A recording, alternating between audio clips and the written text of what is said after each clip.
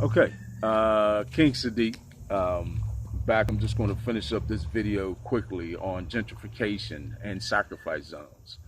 Um, yeah, so unfortunately, this is very high level planning.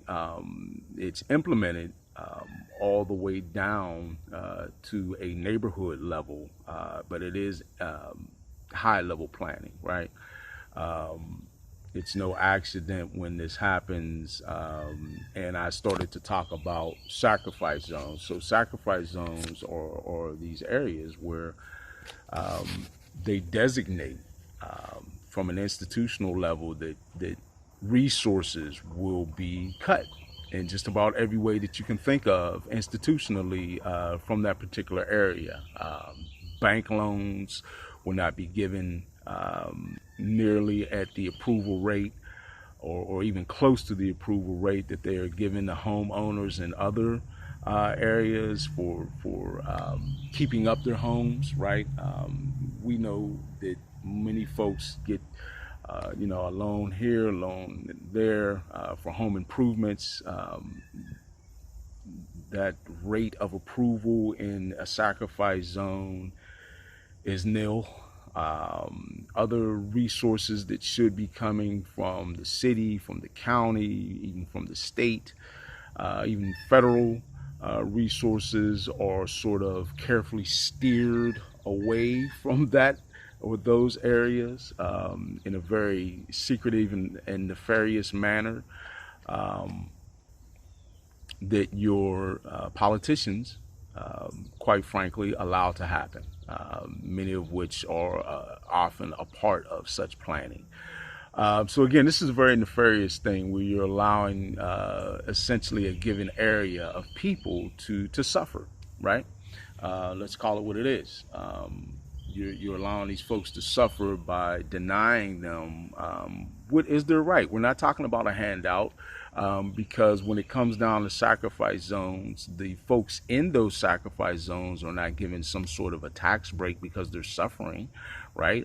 They've got to pay the same taxes that everyone else has to pay in terms of your wage taxes, taxes on items that they buy and purchase. So they're not getting any sort of a break. It's an unfair, systematic,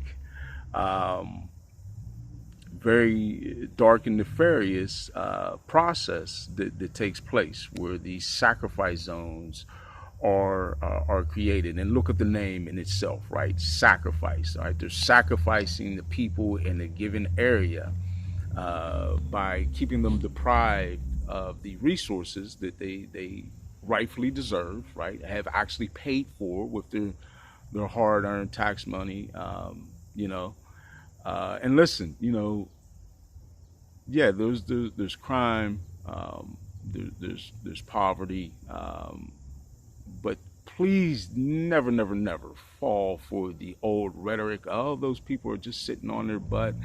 Nobody wants to work. Da, da, da, da, da. Yeah, there's plenty of institutionalization that has happened to a lot of folks, right? You'll probably see me do videos in the near future talking about welfare, how that was a very purposeful thing. It was not the saving grace that many liberal voices would attempt to make it be, right? Um, so yeah, folks suffer from planned institutionalization, but there are plenty of hardworking folks in these neighborhoods that get up every day and work just as hard, and in many instances more uh, uh, than the folks in other neighborhoods, right? Who get the benefit of their tax dollars and get the support from their local, um, state and federal governments that they should and that they deserve. But that doesn't happen in sacrifice zones, and it's a very purposeful thing. And it is to pave way for the planning that they've done in terms of gentrification. So They'll allow the sacrifice zones to continue moving in a downward spiral, right? The conditions for the people in those zones becoming worse and worse, which naturally, when the socioeconomic conditions continue to worsen in any given area, what do we see? We see crime rise, right? That's not something um, that's owned, or that's something that can be attributed only to one specific race or nationality or group of people at all. Don't fall for that. Black people don't just bring down an area naturally, right? This is a process that happens. Often these are areas that may be inhabited by or populated by black folks, or quote unquote minorities, which that's not even a fitting term. Um, but yeah, don't become fooled, right? These plans are implemented in areas often where people of color, people of high melanation live and exist, right, and are trying to survive. But it is by no means the fact that they are people of melanation or of color um, that equals an area going down. It's because it has been deemed a sacrifice zone, and the socioeconomic conditions have purposefully been created to bring in more crime, to allow more crime to exist. The conditions, right, are sort of made just right for that, so that later on uh, there's a wave of, now the we're going to clean up this area, right? When really what they're saying is they're going to sort of start with a sweep going through, incarcerating a lot of folks, right? We see that happen. One of the neighborhoods that I did live in and grow up in early in my life, the Larmer neighborhood in Pittsburgh, Pennsylvania. Uh, I watched that happen, right? Many of us watched how they did that. It was made a sacrifice zone. Then there was an era in the 90s where they came through with mass incarcerations using what they called the RICO Act, right? And locked up a lot of folks. They continued to allow the area to go down and down and down socioeconomically, until we see what has happened now. It is being bought up wholesale. That and the East Liberty area, along with many a neighborhood in the Pittsburgh, Pennsylvania area that had previously been deemed black neighborhoods, right? Wilkinsburg. Wilkinsburg kind of a mixed area, but still a lot of black folks in my quote unquote minorities there.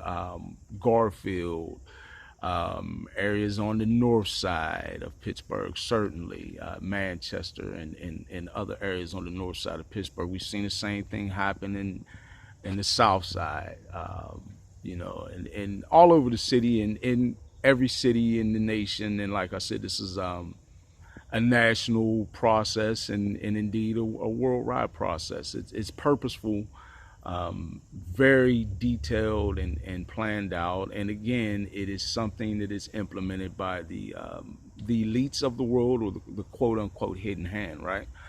So yeah, just wanted to talk about that really quick.